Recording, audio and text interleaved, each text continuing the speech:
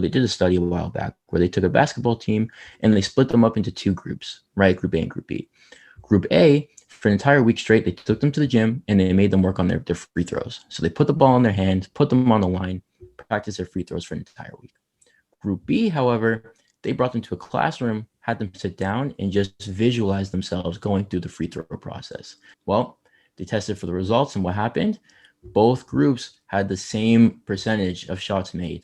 You can train in so many different ways. Our brain is very receptive to the way that we think. And it's why it's so important to put the thoughts in your head that are positive, that are optimistic, that are going to help you thrive and succeed, as opposed to thoughts that are going to tear you down. And I think that's a great example to show how powerful the mind really is. Hello and welcome to Dylan Nadler today.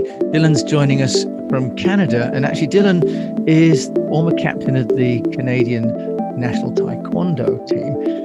But now he has a business called MindLock, which is really helping with the mental training and fitness for athletes, but also for business people. So he's going to come on the show and help us look at mindset. Dylan, thank you for joining us on the UnNoticed show.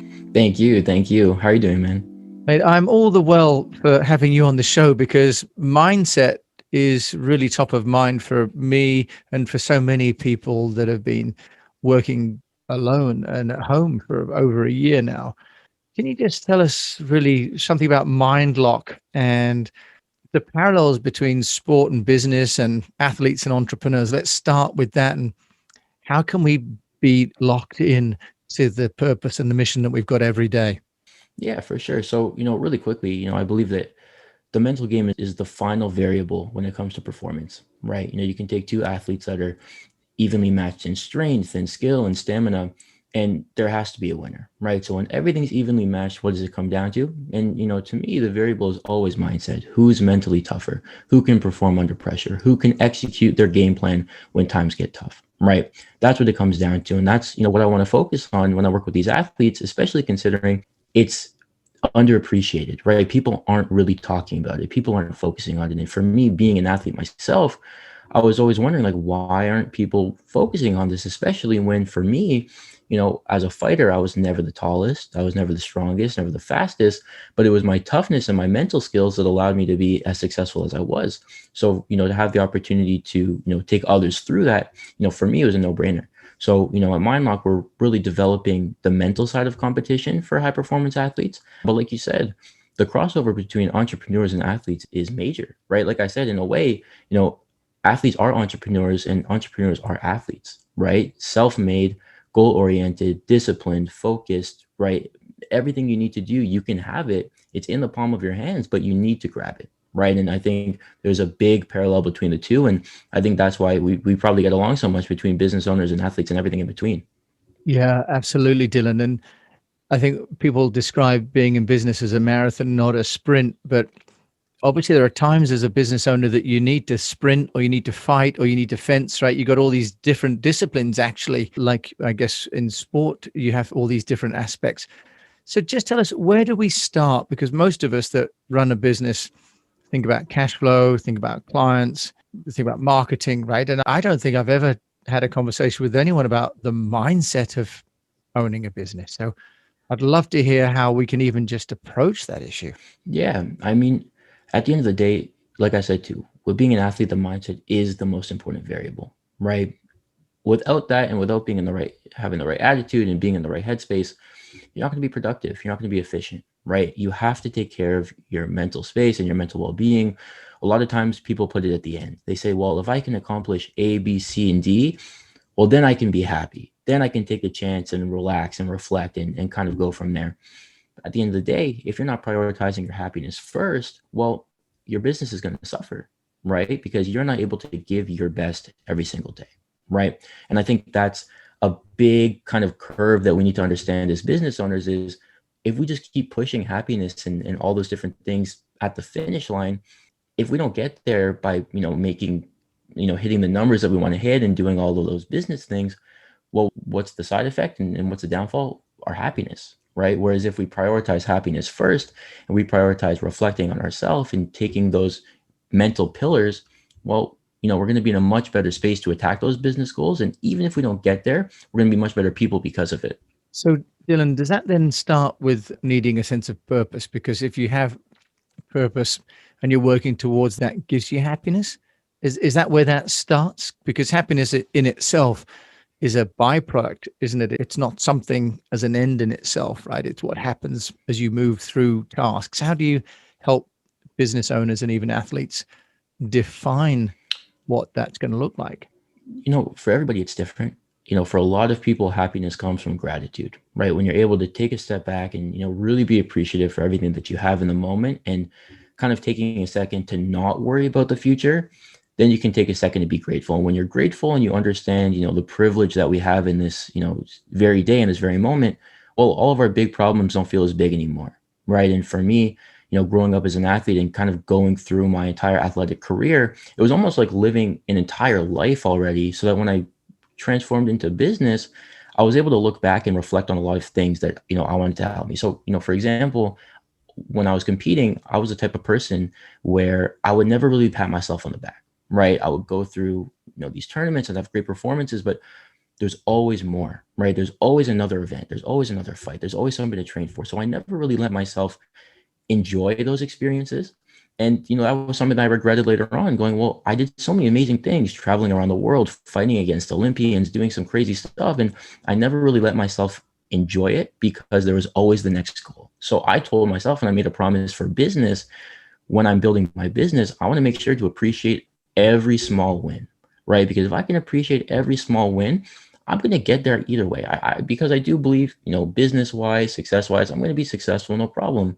I might as well enjoy the small steps along the way because you can't get those back, right? You can only struggle for a short amount of time because once you make it, right? And the struggle just becomes little stories that you get to tell people, right? So for me, the way that I found happiness was to really appreciate every little win, even if it's just a client responding to me or getting a new client or having a great interaction with someone where I feel like I really made an impact in their day, something that usually I would just rush over and focus on the next goal, taking a second and going, you know what, that was really cool, good for me. And it makes me happy, and it makes me feel a lot better than if I just were to put my head down and keep pushing. Nice. So a couple of things in there, Dylan. One is that, focusing on profit growth isn't necessarily going to give you happiness growth, right? Secondly, celebrating successes individually and as a company.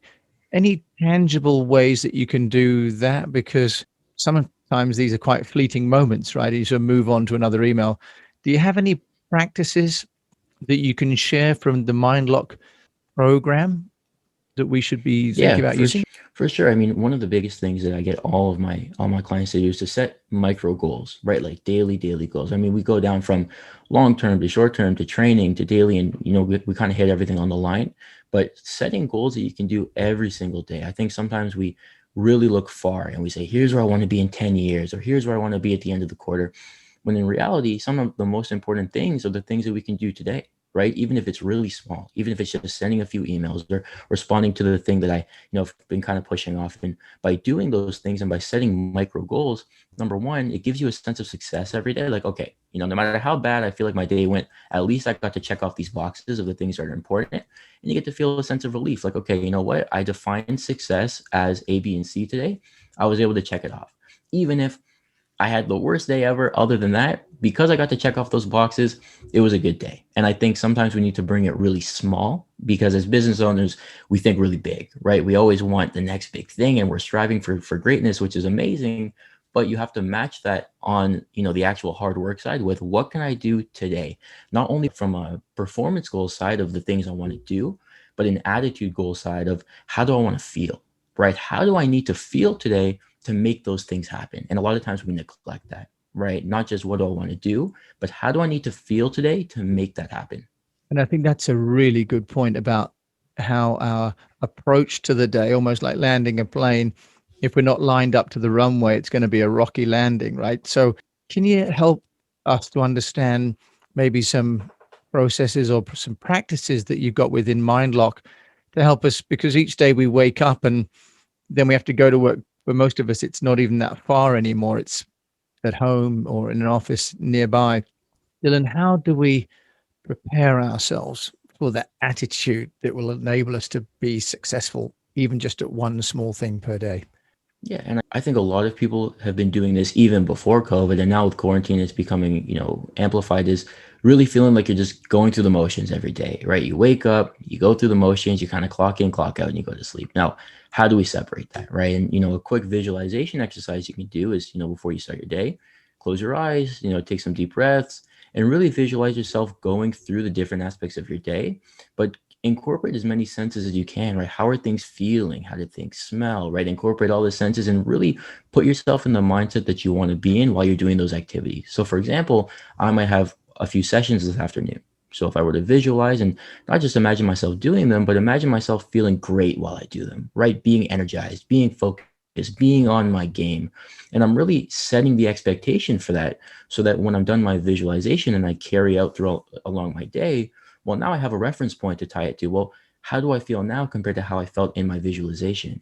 Is this matched? Is my energy the same? Is my optimism the same? And because you kind of start your day with this expectation through your visualization, well, now you have something to look back on and hold yourself accountable to and not just go through the motions. And I think doing something as simple as visualizing in the morning and planning out your day, I mean, people have their schedules that they write down, but it's a little bit, it's not introspective enough, right? To write it down and to follow it isn't the same as really visualize it, really feel it, take yourself through those moments, visualize yourself walking into these different rooms, being at your best, and then you get to live it out and you get to see. So really that idea of scheduling the activities, but sort of living ahead through your day is very new to me. Actually, I've sort of kept a journal each day, but this idea of sort of walking through the day and feeling how I should feel is quite new. What about activities and other senses you mentioned? Are we talking about like the race drivers have got headphones on to listen to kinds of music or certain kind of smells? Dylan, how do we use other senses to cue us up for the day? Yeah, everybody's different, right? So what motivates me is going to be different than what motivates you. But you touched on a great point is you have a journal, right? You're keeping track of all the things that go on throughout your day. And the benefit of keeping a journal is it builds a heightened sense of self-awareness. And when you're self-aware, you can reflect on those different things. So if I'm not self-aware, I go, throughout my day, throughout my year, I'm not really changing anything. I'm not really tweaking anything, right? Because I'm just taking it day by day.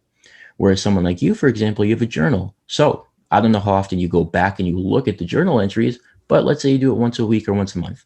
Well, now you're able to look at some trends and you can say, okay, well, interesting. Throughout this month, I had 4 really good days. I had 5 terrible days. Let me break those down.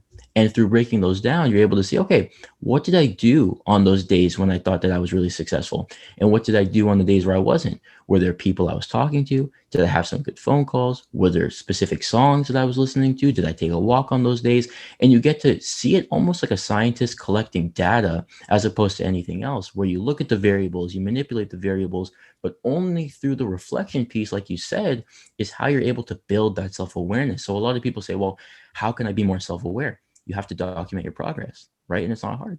Taking a pen and paper, putting it together, writing it in your journal, look back on it, and the information is really there. You just have to connect the dots. I mean, one of my favorite quotes of all time is, you have to collect the dots to connect the dots, right? And I think by the process of journaling, you're collecting dots. And then when you look back and reflect, you get to connect them and see where they take you. Nice. And there's an application called Morning Pages, which will start to analyze for you what you've written by mood.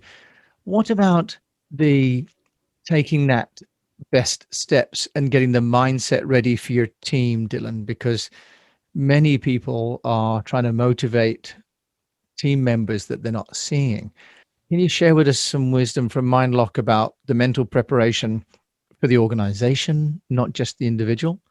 I mean, listen, it starts with empathy, right? Everybody's going through their unique situations right now, and it starts with treating them like human beings, right? I'm faced with challenges this year that I haven't had to face last year. Same with you, same with everybody on your team. So it really starts with asking those questions and not being afraid to get personal, right? Because as a worker, and especially as a loyal worker, sometimes you feel like your problems shouldn't be the company's problems, right? I can keep it within me. I should be tough, and hopefully it doesn't come out in my work. Oftentimes it does, but because you haven't asked for help or you haven't expressed that properly, nobody knows, right? And as a business owner and as a team leader, it's your job to work for your team. It's your job to make sure that your team is in the right headspace, that they're ready to go, they're motivated, they don't have all these external problems. So sometimes it's just saying, hey, how have things been? I noticed that you've been 5 minutes late for the last 4 meetings. Like, do we need to push it, by 10 minutes? Is there something that you have that, up until, let's say we start at 4 o'clock, do you have something that takes you right until close to 4 that it would be more comfortable for you to push? And really taking the time to get to understand these people in your team, because this is a personal time. I mean, like you were saying before, it feels like we're disconnected from the world because we're not seeing each other.